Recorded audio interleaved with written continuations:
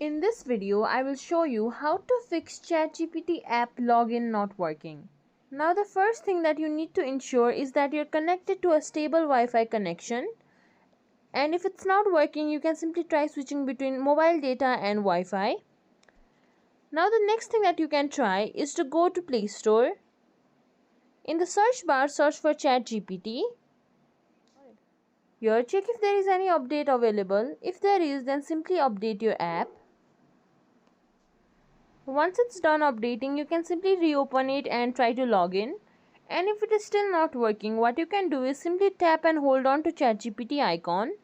Then click on more features. Here, go to app info.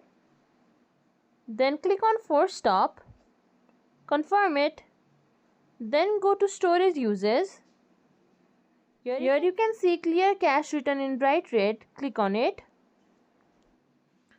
Now you can try reopening ChatGPT. You just need to ensure one more thing. Sometimes you might have signed up to ChatGPT using another account, and right now you might be trying to log into ChatGPT using some other account. So make sure that you match your authentication method.